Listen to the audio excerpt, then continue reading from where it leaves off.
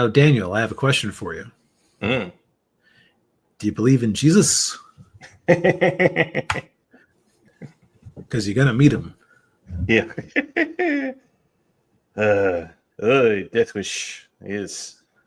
Yeah, I wish I was dead. We wish it was dead. Oy. Yes. We watched. We finally got around to watching Death Wish 3. The search for more explosions. Yeah. And exploitation. Yes. Yeah. So we've talked about Death Wish 1 and 2 before. Our general consensus was that Death Wish 1 was a surprisingly sophisticated movie, Mm-hmm. given its general pop cultural reputation. Yes. And then Death Wish 2 set the bar very low. Yeah, it was just a trashy movie without the philosophical and character growth that made the first one interesting. Yes. Yeah. Philosophical underpinnings, I meant to say. Yeah. Yeah. And well, I mean, what else can you expect from Canon Films? Yeah, they weren't making them to be art; they were making them to be products. Right. Yeah. And and this one was no different. Yep. Just I would say that its biggest strength is that it knows what it is, whereas the previous one almost felt like it was trying to mimic the first one. Yeah. Yeah. This one just went like completely over the top with large action set pieces and Gratuitous exploitation scenes. Yeah. Really over the top, almost cartoony villains. You know, okay, so I have never seen A Clockwork Orange, but the overall style of the villain kept reminding me of what I have seen of that movie. Yeah, I could see that. Yeah. So the basic plot of this movie, such as it is so Paul Kersey is back in New York. He hadn't been back in 10 years, which was the time from the first movie. Which I realized that I didn't recognize the city at first because I didn't notice any of the landmarks. Oh. And I think they're in like a different part of New York than you often see in like establishing shots. So when they revealed he was back in New York, I was actually a little bit startled because I said to myself, "Wait a minute! I remember a police chief many years ago telling him that if he ever got back to New York, or ever came back to New York again, that he was going to be arrested." Yeah. What do you know? Well, yeah. Well, I don't know if you remember, but that cop actually got killed in the second movie. Oh, that's right. So maybe he thought that the threat was gone. Yeah, nope. Probably. Yeah. Nope. Yeah. No. He's back in New York because he's visiting a friend, an old war buddy. But the old war buddy gets killed by this gang that's taken over this whole neighborhood. And then Paul goes in, gun drawn, sees his friend's dead, and then police show up and arrest Paul. He is standing over a dead man holding a gun. So it's yeah. All right, boys, detective work's over.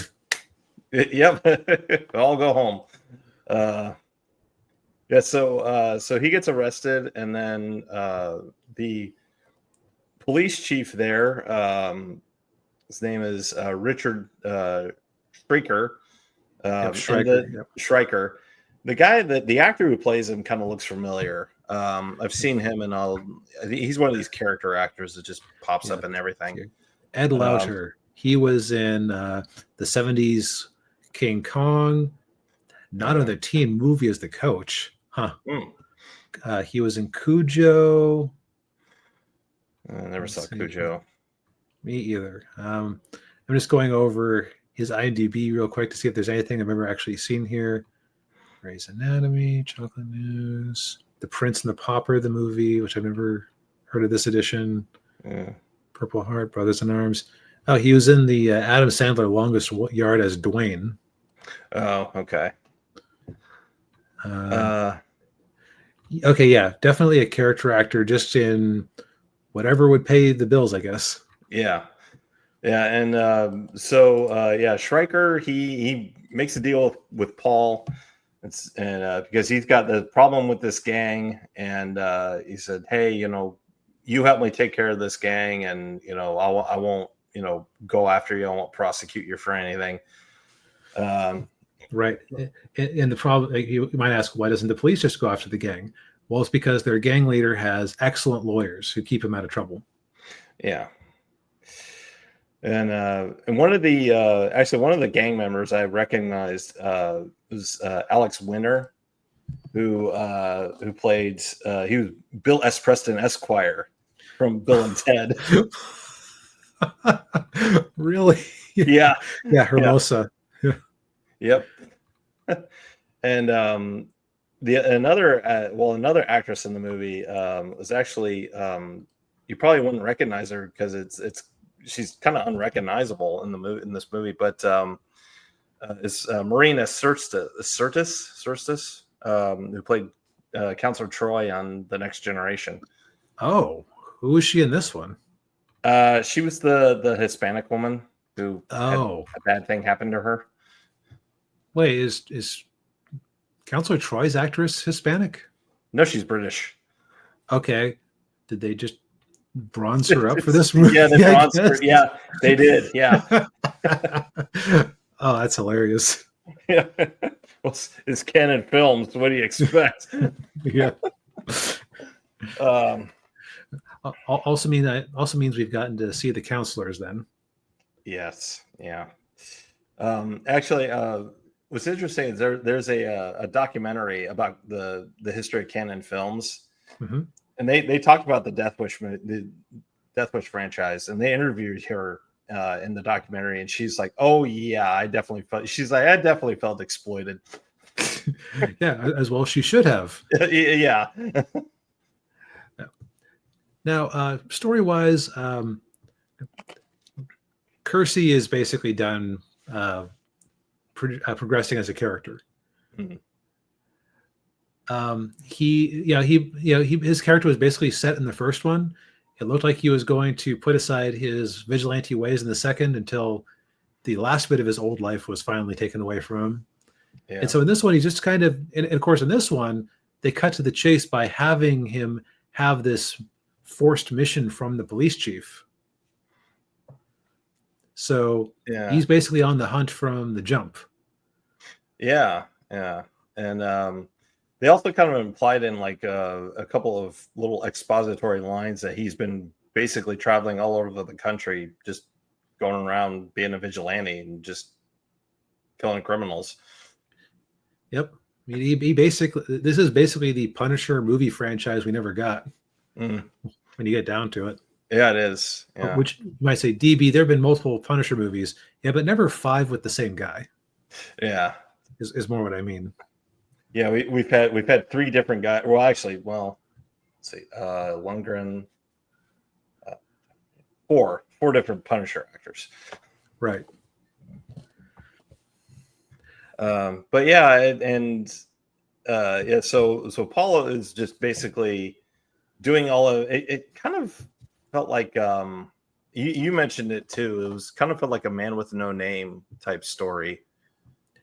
Yeah, if you just change the background a little bit, it'd be a Western. Yeah. It also kind of felt like, to me, it kind of felt like a Jack Reacher story too. Like this is something like Jack Reacher would do. Right. He just puts up shop somewhere and deals with a problem. Yeah. And it is kind of nice just to see Bronson just cut loose to be in hunter mode the whole time instead of having to futz around with being a civilian. Yeah. Because he does all sorts of absurd shit, like, pardon my language, but like he's the original Home Alone with all of his ridiculous traps that he makes. Oh yeah. Yeah, he's got one where he puts it on the board and then it snaps, and then when the window opens, it snaps up and hits the intruder. And they pull back and look at it. They're like, "Hey, what's that on there?"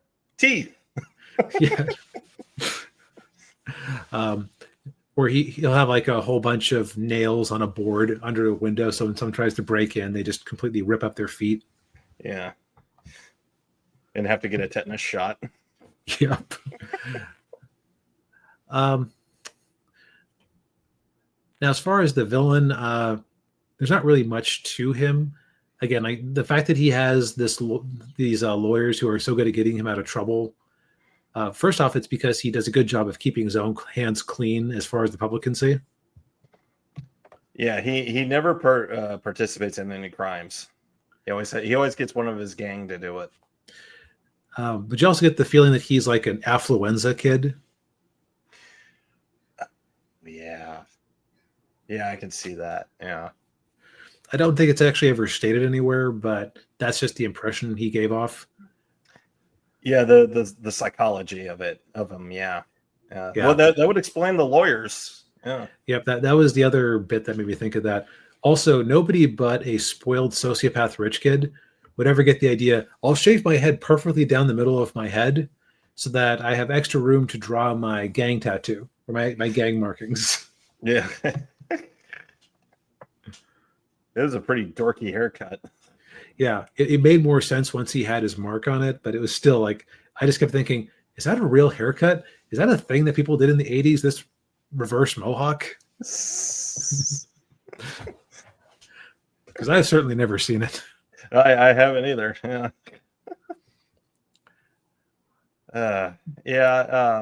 They basically it all kind of builds up to this climax that's just they just completely destroy this entire city block. Yeah, my immediate thought when we were watching it was, is this classic meme right here? Is this yeah. We did it, Patrick. We saved the city. Yeah. Yeah. Oh God. Because Ninja got it. Yep. The yes. The end of the end fight scene involves two different people with two different 30 cal machine guns, an anti-tank missile launcher. Yeah. Which Canon Films must have really liked killing their bad guys that way. Yeah, it's so satisfying, and you can rig up a huge explosion from the outside and not have to actually have the actor doing the acting or die or death acting. Yeah. Oh man. But yeah, this movie kind of well, I should say that this movie definitely falls into the so bad it's good category of, like, yeah, it's a bad movie, but it's entertaining. I don't necessarily know that I would call it bad per se. It's more just like hyper focused on what it's doing. Yeah. Like at this point, Bronson is playing a established character. He does make the mistake of falling in love with someone, which is bad news for them. Yeah. Yeah, it's like being Dirty Harry's partner. It's just like, it's not going to go well for you. Yep. But Bronson is like always interesting as this character, especially when he's in hunter mode, because he's just so like he feels so weirdly happy and relaxed. It's like he's a happy warrior. Yeah. Because it's like he just keeps coming. Okay, what did you do? Oh, this is my new car. Bought it with cash. He just puts it out there as a trap, just as an excuse to gun down a couple people. Yeah. Yeah, that's one of the parts of that I like. The other part of it too is when he's walking around with this expensive camera. Yep. And this guy just walks up and steals it, and he just shoots him in the back. with an absurd handgun with like an elephant gun bullet in it. Yeah. Makes a pure like a clean hole right through him. Yeah. Oh man. Yeah, I have been told that it is not worth our time to look at numbers 4 or 5, and that makes sense because, I mean, at this point we've hit the okay. When I preface this, I have not seen the Rambo movies, but I know them by reputation, and it feels like this one is a similar trajectory with Rambo, where the first one is like actually a serious psychological movie that you can, think about and discuss and have meaningful thoughts about. Yeah. And then after a couple, it turns into a action porn cartoon. Pretty much. Yeah. Yeah. I've seen all the Rambo movies, and yes, I can attest to that. Rambo 2 and 3 are basically the same movie. Which one was dedicated to the Mujahideen? 3. Either that, in terms of statements that have not aged well. Yeah. But yeah, so this is definitely an action cartoon. Like the other movies, there are explicit scenes of sexual assault. Mm-hmm. So make of that what you will. Yes, fair warning. Yeah. There's a lot of rampant human cruelty. Mm-hmm. For and against the side of justice, because Bronson is still in his mindset of, well, if you're a bad person, you have no rights, you forfeited those. Yeah.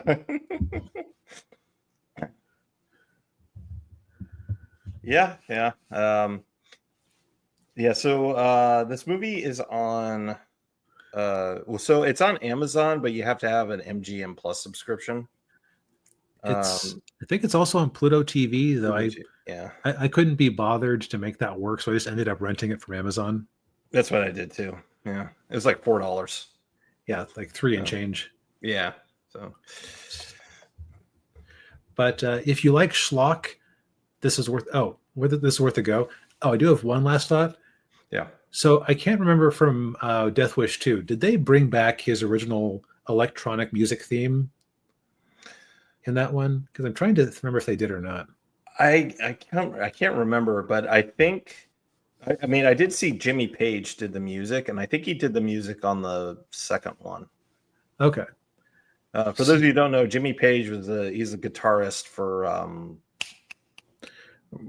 was it Pink Floyd? No, someone Led Zeppelin. That's it. Yeah. Similar area of banding. Yeah. But so I didn't recognize who did the soundtrack for this one. Definitely wasn't Jimmy Page. It was much more like a 70s jazzy style, which meant that when they brought in the electronic main theme of Death Wish from the first movie, it felt a little bit out of place. Yeah. Didn't quite jive with the rest of the style. It was nice to hear it because that first soundtrack, didn't it win an Academy Award, as I recall? Probably, yeah. Or at least it was nominated. It was a good soundtrack. Yeah, I remember it. Yeah. Let's see. Death Wish Awards. Golden Screen. Grammy. I won a Grammy for best original score written for a motion picture or television special. Oh, okay. For Herbie Hancock. Okay, that's. Oh, that's right. He didn't. Yeah, that's right. The Led Zeppelin guy didn't do the first one. He did the second one. Yeah, I thought he did this one too. Maybe that's what I was thinking of. Either way, it's just there's a little bit of music dissonance in the style of it. Yeah. Although, funnily enough, for a movie that came out in '85, it felt like more of a classic '70s soundtrack than the original that was made in the '70s. Yeah, it did. Yeah. Just with the instrumentation and everything. Probably because in 1985 that was a cheap way to produce music. So. Yeah. Again, Canon Films. You know? Yep. They you know, they rarely ever did anything expensive, you know, and when they did, you know, it bankrupted the studio. Yes. But anyway, okay, thoughts over. This is a silly action movie. The last act is worth the price of admission itself. I would say, if I was going to give somebody a watch order for this series of what I've seen, I would actually just say jump right from 1 to 3, because you don't really lose anything besides wondering where that other police chief went, where the police officer went. Right. Yeah. Yeah, and he does briefly mention his daughter, but you know, you can just assume she died off camera. Yes. Yeah.